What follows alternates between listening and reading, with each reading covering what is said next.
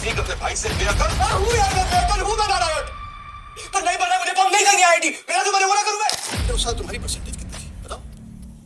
91%। सुना आपने? 94% से सीधा 91%। पढ़ना लिखना जैसे पनिशमेंट हो, इसकी इंग्लिश की हैंडराइटिंग कभी कभी रशियन जैसी लगती है। साइंस साइंस साइंस फिर आईआईटी आईआईटी आईआईटी।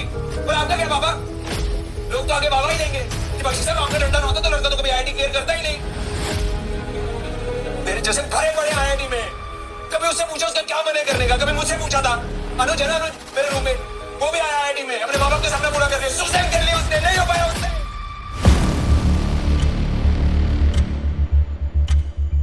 सुंदर Pichai CEO of Google, but इसकी फाउंडर लेरी पेज जो कि एक यूनिवर्सिटी ड्रॉप आउट है, लेकिन फिर भी इनके पास अंधा पैसा है। सत्य नाडेला सीईओ ऑफ माइक्रोसॉफ्ट है, बट इसके को फाउंडर बिल गेट्स हैं जो कि एक कॉलेज ड्रॉप आउट है, लेकिन इसके पास भी पैसा भर भर कर है। क्या हम इंडियन सिर्फ सीईओ बन सकते हैं? इन जैसे पावरफुल ब्रांड्स के फाउंडर नहीं बन सकते? इसके बारे में फॉरेन कंट्री के टॉप लीडर क्या सोचते हैं वो देखते हैं। चैट जीपीटी के पेरेंट कंपनी ओपन एआई के सीईओ सैम अल्टमैन इंडिया के कॉन्फ्रेंस में कहते हैं, इंडिया चैट जीपीटी जैसा चैटबॉट बनाने के लिए ट्राई तो जरूर कर सकता है, बट ये करना उनके लिए होपलेस रहेगा। यानी उनके अकॉर्डिंग हम इंडियंस चैट जीपीटी जैसा चैटबॉट नहीं बना सकते। 2018 में एप्पल कंपनी के को फाउंडर अपने एक इंटरव्यू में इंडिया पर कमेंट करते हुए कहते हैं कि इंडियंस के लिए सक्सेस का मायने बिल्कुल अलग है। इंडियंस के अकॉर्डिंग हार्डवर्क करो और एमबीए की डिग्री लो और ज्यादा से ज्यादा मर्सिडीज ले लो, बस यहीं तक इनकी सोच खत्म हो जाती है। ये सोच रखते हैं फॉरेन कंट्री के टॉप लीडर इंडिया के बारे में। जितने भी बिलियनर लोग हैं वो खुद को एक ऐसे ट्रैप से फंसने से बचाया है जिस ट्रैप में हम लोग खुद को प्राउडली डाल रहे हैं, और वो ट्रैप है द एजुकेशन सिस्टम। इस एजुकेशन सिस्टम को बनाया ही इसलिए गया था ताकि आप फील हो जाओ और एक ओबीडिएंट वर्कर बनकर आ जाओ। उनका मकसद कभी था ही नहीं कि आप सेल्फ डिपेंडेंट बन सको। आप शायद किसी स्कूल या कॉलेज में पढ़ाई कर रहे होंगे और स्कूल की 90% अटेंडेंस मेंटेन कर रहे होंगे और ना चाहते हुए भी थ्योरी को मेमोराइज कर रहे होंगे इस उम्मीद में ताकि एग्जाम में आप अच्छे मार्क ला पाओ और जब भी आप कॉलेज से निकलो तो आपको एक डिग्री मिल पाए और उस डिग्री की मदद से आपको एक अच्छी सी जॉब मिल पाए। कॉलेज से निकलने के बाद आपके दिमाग में सिर्फ एक ही थॉट चल रही होती है कि भगवान किसी तरीके से एक अच्छी सी जॉब मिल जाए। इसके लिए आपको फिर से ना चाहते हुए भी पढ़ाई करना पड़ता है ताकि किसी तरीके से एग्जाम क्लियर हो जाए और जॉब मिल जाए। इसी उम्मीद में आप खूब मन लगाकर दिन रात पढ़ाई करते हो। दोस्तों से मिलना जुलना बाहर जाना सब बंद हो जाता है और जब आप एग्जाम देने के लिए पूरी तरीके से प्रिपेयर हो जाते हो और उसी वक्त ठीक एग्जाम के एक दिन पहले पेपर लीक होने की खबर आ जाती है और एग्जाम को रद्द कर दिया जाता है। आपको बता दूं, नीट पेपर लीक मामले पर इस वक्त की बड़ी खबर आ रही है। नीट पेपर लीक का मास्टरमाइंड गिरफ्तार हो चुका है। आरोपी राकेश रंजन और रॉकी को गिरफ्तार किया गया है। सीबीआई ने आरोपी को पटना से गिरफ्तार किया है। आईपी एड्रेस के जरिए ये गिरफ्तारी हुई है। सीबीआई ने रॉकी को ट्रेस किया। पहले आरोपी रॉकी की पटना कोर्ट में पेशी की गई है। सीबीआई ने रॉकी को 10 दिन की रिमांड पर लिया। आपकी सारी मेहनत पर पानी फिर दिया जाता है और आपका पढ़ाई से मन उड़ जाता है और धीरे धीरे आपका सेल्फ कॉन्फिडेंस गिरने लगता है और खुद पर डाउट करने लग जाते हो कि लाइफ में मैं कुछ कर पाऊंगा कि नहीं। शुरू करिए, आप कितने साल के थे? सर उस समय हम 18 साल के थे और अभी अभी हम 30 साल के हो गए। 30 साल। पिछले 12 सालों में आपने अपनी जिंदगी में क्या किया? जिंदगी में सर पढ़ते गया, डिग्री लेते गया। मैंने 3 सब्जेक्ट में पोस्ट ग्रेजुएट किया, बीएड किया सर, सीटेट क्वालिफाइड है, नेट क्वालिफाइड है सर। और डाउट हो भी क्यों ना, आप जिस स्कूल में 12 साल दे रहते हो वो स्कूल आपको इतना भी काबिल नहीं बना पाया कि आप खुद का कुछ कर पाओ। इन 12 सालों के दौरान आपको सिर्फ सुपीरियर के ऑर्डर को फॉलो करने के लिए सिखाया जाता है। स्कूल और कॉलेज के दौरान आपको एक ऐसा इंसान बनाने की प्रोसेस चल रही होती है। जब भी आप स्कूल और कॉलेज से निकलते हो तो आपके दिमाग में सिर्फ एक ही गोल चल रही होती है कि बस किसी तरीके से जॉब मिल जाए। एक ऐसा एजुकेशन सिस्टम जो हमें सिर्फ रटना सिखाता है और अपने दिमाग का यूज करना नहीं सिखाता। अगर तुम इस एजुकेशन सिस्टम की बात को पकड़कर सिर्फ पढ़ाई करते हो तो तुम आगे चलकर कोई एवरेज से जॉब कर रहे होते हो या फिर बेरोजगार रहते हो। उत्तर प्रदेश भारत का सबसे बड़ा बेरोजगार युवाओं का राज्य बन चुका है। हर 100 में 4 बच्चे आपको ऐसे मिल जाएंगे जो गलत कदम से सुसाइड कर लेते हैं। ये कहानी की शुरुआत होती है साल 1806 से, जब नेपोलियन की आर्मी और पर्शिया की आर्मी के बीच एक बहुत बड़ा बैटल होता है, जिसमें पर्शिया की आर्मी बहुत ज्यादा पावरफुल होने के बाद भी हार जाती है और नेपोलियन की आर्मी जीत जाती है। पर्शिया के लीडर को ये समझ में नहीं आती है कि वो इतने पावरफुल होने के बावजूद क्यों हार गए। काफी विचार करने के बाद उनको ये समझ में आया कि उनकी आर्मी उनके लीडर की ऑर्डर को फॉलो नहीं कर रहे थे, जबकि नेपोलियन की आर्मी नेपोलियन की ही ऑर्डर को फॉलो कर रहे थे। उसके बाद पर्शिया के लीडर एक ऐसा एजुकेशन सिस्टम लाते हैं जिसमें 5 साल से 13 साल के बच्चों के लिए एजुकेशन कंपलसरी कर दिया जाता है, और इस 8 साल के एजुकेशन के दौरान बच्चों को सिर्फ सुपीरियर के ऑर्डर को फॉलो करने के लिए सिखाया जाता है। इस एजुकेशन सिस्टम को लाने का उनका सिर्फ एक ही मोटिव था कि आने वाले जेनरेशन को एक ऐसी पर्सन में ट्रांसफॉर्म करना जो सिर्फ अपने सुपीरियर के ऑर्डर को फॉलो करे बिना कोई क्वेश्चन किए। और इस तरह पर्शिया के लीडर अपने इलाकों के बच्चों को ट्रेन करने लगते हैं और उनके ब्रेन को इस तरह ब्रेन वॉश कर दिया जाता है कि उनके रूल को फॉलो करना वो अपना ड्यूटी मानने लगते हैं। उन्हें कभी सेल्फ डिपेंडेंट होने के लिए सिखाया नहीं जाता है, और इसमें पर्शिया लीडर काफी हद तक सफल हो जाते हैं। और इस तरह पर्शियन एजुकेशन सिस्टम बिल्ड हुआ, और ये एजुकेशन सिस्टम धीरे धीरे पूरी दुनिया में पॉपुलर होने लगी, और सभी देशों ने अलग अलग तरीके से मॉडिफाई करके अपने अपने देश में पास कर दिया। और उस समय हमारे देशों में ब्रिटिशों का कब्जा था, लेकिन उनके सामने भी काफी चैलेंजेस थे। उस संख्या में तो काफी कम थे, लेकिन इतने बड़ी आबादी को अपने कंट्रोल में चलाना काफी मुश्किल हो रहा था। और उसी दौरान इंडस्ट्रियल रिवोल्यूशन पीक पर था, नई नई टेक्नोलॉजी आ रही थी, लेकिन उनकी लैंग्वेज और हमारी लैंग्वेज अलग अलग होने की वजह से वो कम्युनिकेट नहीं कर पा रहे थे। और मशीनों को चलाने के लिए उन्हें वर्कर की जरूरत थी, लेकिन उस टाइम इंडियन लोग सिर्फ खेती करते थे और अपना कुछ छोटा मोटा काम करते थे। उस टाइम लोग सिर्फ खाने पीने के लिए ही काम करते थे, लेकिन ब्रिटिश चाहते थे कि वो लोग उनके लिए काम करें, क्योंकि मशीनों को चलाने के लिए कुछ वर्कर की जरूरत थी और उन्हें काम करवाने के लिए सोल्जर की भी जरूरत थी, ताकि वो पूरे देश को कंट्रोल कर सकें।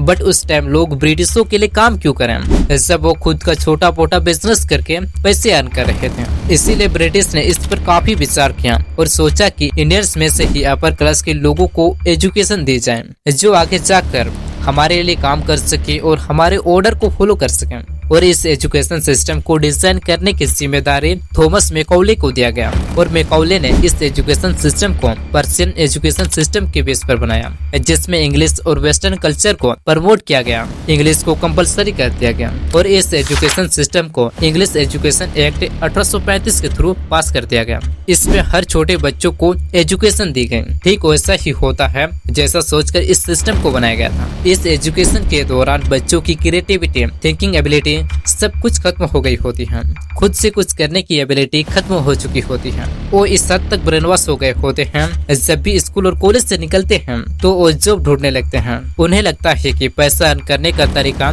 सिर्फ जॉब ही है, दूसरा उसका माइंड सोच ही नहीं पाता है। और इस तरह धीरे धीरे वर्कर की कमी को पूरा किया गया। जिस तरीके से फैक्ट्री वर्कर को फैक्ट्री में 8-8 घंटे काम करना पड़ता है, फिर चाहे उस काम को करने में उनका मन हो या ना हो, काम तो करना ही पड़ेगा, नहीं तो पैसा कहाँ से आएगा, घर का खर्चा कहाँ से आएगा और बच्चों की फीस कहाँ से दोगे, जिसकी वजह से ना चाहते हुए भी आपको उस काम को करना पड़ता है और आप उस काम को छोड़ नहीं सकते। ठीक उसी तरह एक बच्चे को भी 8-8 घंटे एक कमरे के अंदर बैठकर पढ़ाई करना पड़ता है, फिर चाहे उसका पढ़ाई में मन हो या ना हो। और अगर आप पढ़ाई नहीं करते हो तो आप फेल हो जाओगे और उसके बाद आपके ऊपर नालायक और निकम्मा का ठप्पा लग जाएगा। पेरेंट्स क्या सोचते हैं, हमने तो अपने बच्चों को अच्छे स्कूलों और कॉलेजों में एडमिशन दे दिया है, अब वो हमारे बच्चों की लाइफ बना देंगे, हमें बस सिर्फ टाइम पे फीस पे करनी है। पेरेंट्स ये सवाल कभी नहीं करते कि आखिर ये कॉलेज हमारे बच्चों को क्या सिखा रहा है, क्या सच में हमारे बच्चों की लाइफ ब्राइट हो रही है, क्या सच में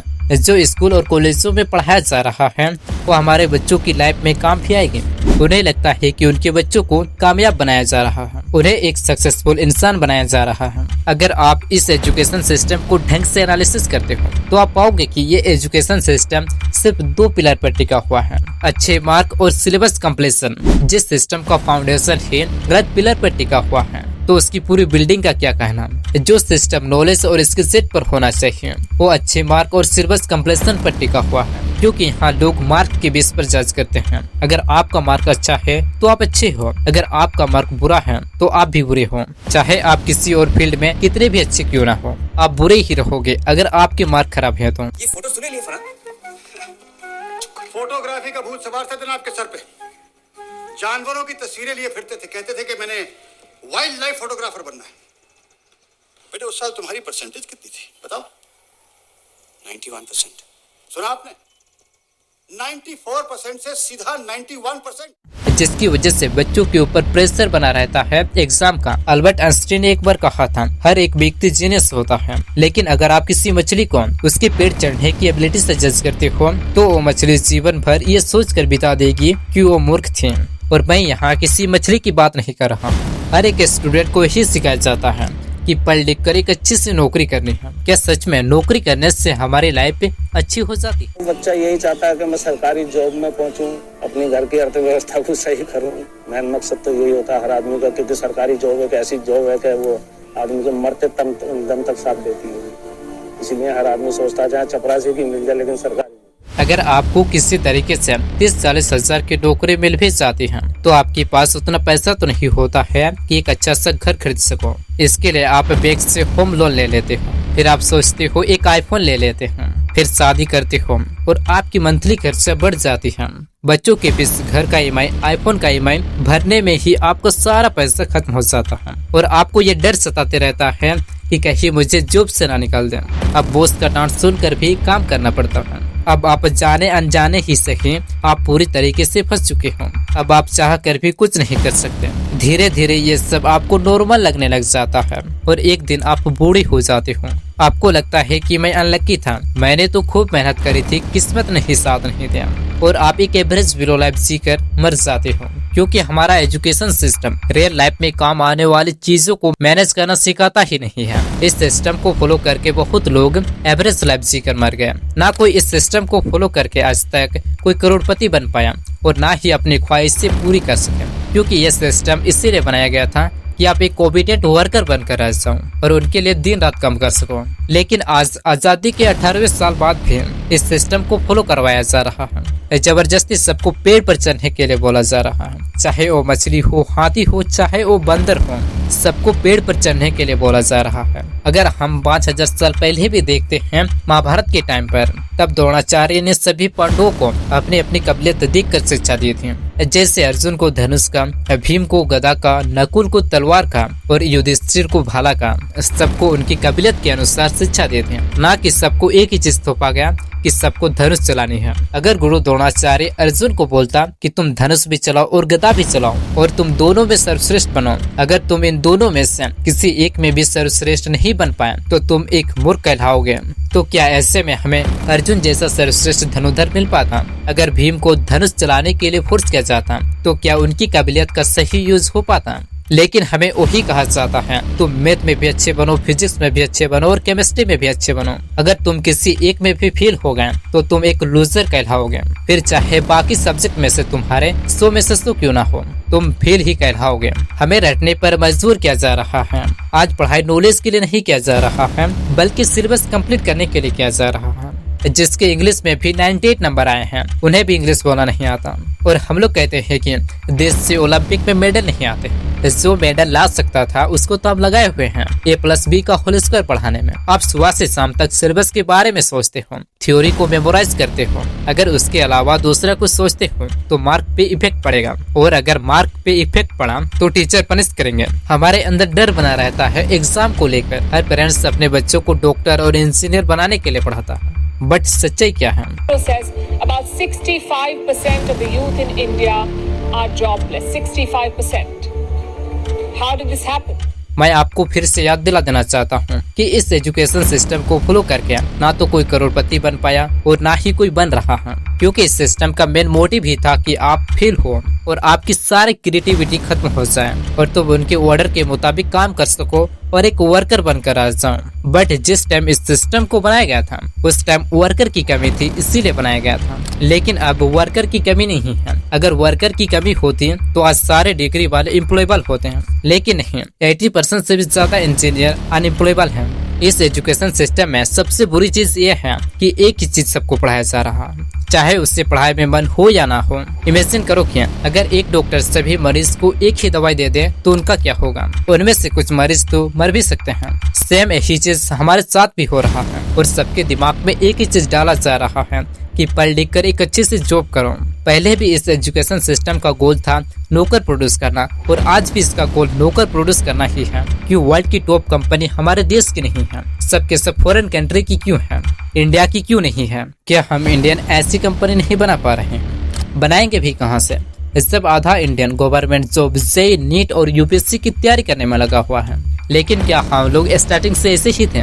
नहीं, हमेशा से ऐसे नहीं थे। अगर आप हिस्ट्री को उठाकर देखोगे तो आप पाओगे कि हमारी कंट्री हमेशा से इनोवेशन की कंट्री रही है। हमारे पास आर्यभट्ट थे जिनको फादर ऑफ एस्ट्रोलॉजी कहा जाता है, जिन्होंने फर्स्ट टाइम दुनिया को ये बताया था कि धरती चपटी नहीं बल्कि गोल है और वो अपने अक्ष पर घूमती है। और डॉक्टर एपीजे अब्दुल कलाम जैसे महापुरुष हुए जिसे मिसाइल मैन कहा जाता है। आज हमें खुद से कुछ सिंपल से सवाल करने की जरूरत है। Who create the education system and why? तो आपको जवाब मिल जाएगा। जिस टाइम इस सिस्टम को बनाया गया उस टाइम मिलियंस में वर्कर की जरूरत थी, इसीलिए बिल्ड किया गया था। हमारे पास दो ऑप्शन हैं। पहला, रियलिटी को एक्सेप्ट न करके उसी रास्ते पर चलते रहे जिस रास्ते पर चलते आ रहे थे और अपने बच्चों को भी उसी रास्ते पर चलने के लिए कहें, या रियलिटी को एक्सेप्ट करके खुद का कुछ करें, खुद एक्सप्लोर करें कि हमें क्या करना चाहिए और क्या नहीं करना चाहिए। खुद देखिए कि मैं किस फील्ड में अच्छा कर सकता हूँ और खूब पैसा अर्न कर सकता हूँ, अपने शौक पूरी कर सकता हूँ। इस ट्रैप से निकलो और अपना कुछ करने की कोशिश करो जिसमें आपको अपने सुपीरियर के ऑर्डर को फॉलो करना ना पड़े, जिसमें आपको ये डर ना रहे कि मुझे नौकरी से ना निकाल दे। इस एजुकेशन सिस्टम ने बदलती हुई दुनिया में खुद को नहीं बदल पाया, वो हमें क्या खाक बदलेगा? हम जेईई, नीट और गेट के एग्जाम के लिए ड्रॉप ईयर लेते हैं, लेकिन क्या आपने खुद को एक्सप्लोर करने के लिए ड्रॉप ईयर लिया है? अगर आप अपने सपनों पर 3 से 4 साल काम करते हो तो आप उससे हासिल कर सकते हो। और आप अपने ख्वाहिशों को पूरा करने के लिए काम करो, ना कि दूसरे की ख्वाहिशों को पूरा करने के लिए दिन रात काम करो। डिसीजन आपको लेना है क्योंकि लाइफ आपको जीनी है। मेरा काम था बस आपको सच्चाई से रूबरू कराना। Thanks for watching.